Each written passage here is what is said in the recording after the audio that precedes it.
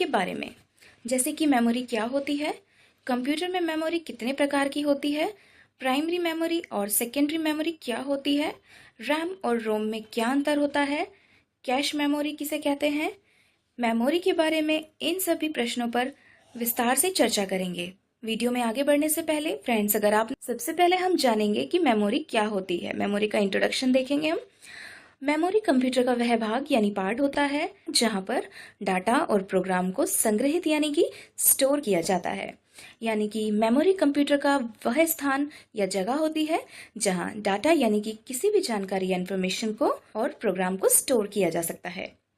Memory इंसान के दिमाग की तरह ही होती है। जिस तरह से मनुष्य को कुछ भी याद रखने के लिए दिमाग की जरूरत होती है, ठीक उसी तरह से कंप्यूटर में डाटा को रखने या स्टोर करने के लिए मेमोरी की जरूरत होती है।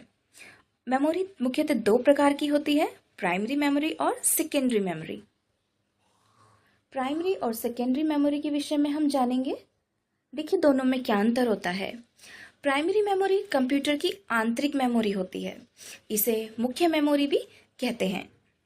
और सेकेंडरी मेमोरी जो होती है वो कंप्यूटर की बाहरी यानी कि एक्सटर्नल मेमोरी होती है, इसे सहायक मेमोरी या बैकअप मेमोरी भी कहा जाता है। प्राइमरी मेमोरी कंप्यूटर के सीपीयू डिवाइस यानी कि मदरबोर्ड से सीधे जुड़ी होती है और सेकेंडरी मेमोरी सीपीयू से सीधे नहीं जुड़ी होती है। इसका उपयोग करने के लिए इसे अलग से लगाया जाता है। प्राइमरी मेमोरी के उदाहरण की हम बात करें तो रैम, रोम और कैश मेमोरी प्राइमरी मेमोरी के मुख्य उदाहरण हैं। सेकेंडरी मेमोरी के उदाहरण की हम बात करें तो HDD, SSD, PD, CD, DVD आदि ये सेकेंडरी मेमोरी के उदाहरण हैं।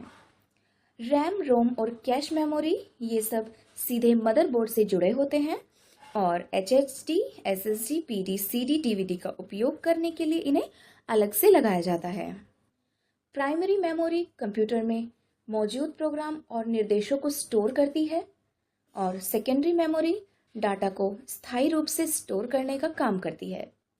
प्राइमरी मेमोरी वॉलेटाइल और नॉन वॉलेटाइल दोनों प्रकार की होती है और secondary memory non volatile memory होती है। वॉलेटाइल मेमोरी का मतलब होता है वह मेमोरी जो बिजली जाने पर या पावर ऑफ होने पर अपना डाटा खो देती है यानी कि लॉस कर देती है।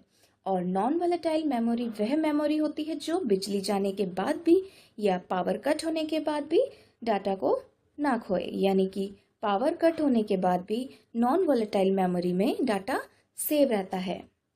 प्राइमरी मेमोरी फास्ट एक्सेस और कॉस्टली होती है, यानी प्राइमरी मेमोरी की स्पीड बहुत ही फास्ट होती है और ये बहुत कॉस्टली यानी कि महंगी होती है। सेकेंडरी मेमोरी स्लो और सस्ती होती है, यानी कि सेकेंडरी मेमोरी की जो स्पीड है वह प्राइमरी मेमोरी की स्पीड से कम होती है और सेकेंडरी मेमोरी सस्ती भी होती है। यह तो रही प्राइमरी मेमोरी और सेकेंडरी मेमोरी की जानकारी। अब हम बात करेंगे प्राइमरी मेमोरी के प्रकार की। रैम, रोम और कैश मेमोरी क्या होती है। देखिए रैम का जो फुल फॉर्म होता है वो है रैंडम एक्सेस मेमोरी। ये एक अस्थिर यानी कि वॉलेटाइल मेमोरी होती है जो प्रोग्राम और इंस्ट्रक्शंस को स्टोर करती है। एग्जाम्पल के लिए कंप्यूटर में जब भी कोई प्रोग्राम यानी कि कोई भी फाइल रन या ओपन करते हैं तो वो रैम में ही लोड होती है, यानी कि रैम में ही स्टोर होती है, और उसमें कुछ एडिट करते हैं तो वह रैम में ही स्टोर रहता है और तब तक रहता है जब तक उस फाइल को सेव नहीं करते।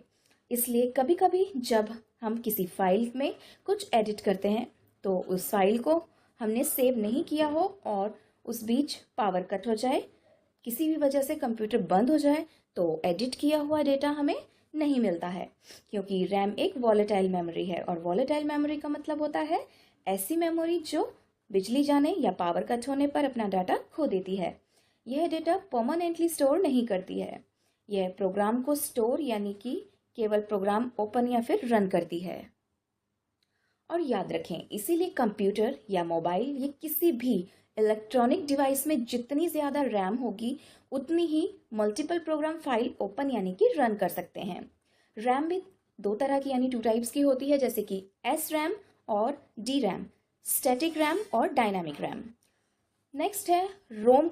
रोम का फुल फॉर्म होता है रीड ओनली मेमोरी। ये एक स्थायी यानी कि एक परमानेंट मेमोरी होती है।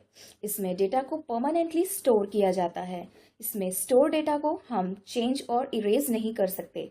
इसमें स्टोर डाटा को हम केवल पढ़ सकते हैं, यानी कि ओनली रीड कर सकते हैं। इसलिए इसे रीड ओनली मेमोरी कहा जाता है। यह नॉन वॉलेटाइल मेमोरी होती है और ये कंप्यूटर की बूटिंग प्रक्रिया को स्टोर करती है। बूटिंग प्रक्रिया क्या होती है, इसके बारे में जानेंगे। कंप्यूटर को चालू करने से लेकर यानी स्टार्ट करने से लेकर कंप्यूटर को काम करने के लिए तैयार करने तक की जो प्रक्रिया होती है, प्रोसेस होती है, उसको हम बूटिंग कहते हैं। एग्जाम्पल के लिए आपने देखा होगा, जब भी कोई कंप्यूटर ऑन होता है तो उसमें उसी कंपनी का फोटो आता है जिस कंपनी का कंप्यूटर होता है। जैसे आपने अखिलेश यादव वाले लैपटॉप्स में देखा होगा, अखिलेश यादव का फोटो आता है। वह रीड ओनली मेमोरी में स्टोर होता है। उसे हम सिर्फ देख सकते हैं, ना तो हटा सकते और ना ही चेंज कर सकते हैं। रीड ओनली मेमोरी डेटा को परमानेंट स्टोर करती है। रोम मेमोरी 4 प्रकार की होती है: P ROM, EP ROM, EEP ROM और एम रोम। पी रोम यानी programmable read only memory, EP ROM erasable and programmable read only memory, EEP ROM electrically erasable and programmable read only memory और M ROM यानी masked ROM. Next है cache memory. Cache memory एक छोटी सी high speed memory होती है जो बार बार उपयोग किए जाने वाले डेटा को स्टोर करती है। उदाहरण के लिए देखेंगे कि मान लीजिए यह कोई लाइब्रेरी है और इसमें सभी सब्जेक्ट्स की बुक्स हैं। इसके बगल में साइड में एक मैडम है जो बुक्स को देती है और लेती है। कोई स्टूडेंट आता है और वह मैथ्स की बुक लेता है और पढ़ने के बाद बुक को जमा कर देता है। मैडम बुक को लेंगी और बाद में फिर से लाइब्रेरी में रख देंगी। फिर कोई स्टूडेंट आता है और फिर मैथ्स की बुक मांगता है और बुक को पढ़ने के बाद जमा कर देता है। ऐसा बार बार होता है। तो ऐसे में मैडम उस बुक को लाइब्रेरी में ना रखकर उसको अपनी टेबल पर ही रख लेगी, ताकि कोई और उस बुक को लेने आएगा तो टेबल से उठाकर दे देंगी, जिससे लाइब्रेरी में बार बार जाने का समय बचेगा। ऐसे ही कंप्यूटर में किसी एक फाइल को जब हम बार बार यूज करते हैं या हमें वो बार बार उपयोग करनी होती है तो उस फाइल को हम कैश मेमोरी में अपने पास स्टोर कर लेते हैं, जिससे अगली बार फाइल ओपन करने में कम समय लगेगा और इससे सीपीयू की स्पीड और परफॉर्मेंस बढ़ जाती है। आशा करते हैं मेमोरी के बारे में दी गई जानकारी आपको पसंद आई होगी। अगर वीडियो अच्छी लगी हो तो वीडियो को लाइक करके चैनल को सब्सक्राइब जरूर करें और कंप्यूटर की संपूर्ण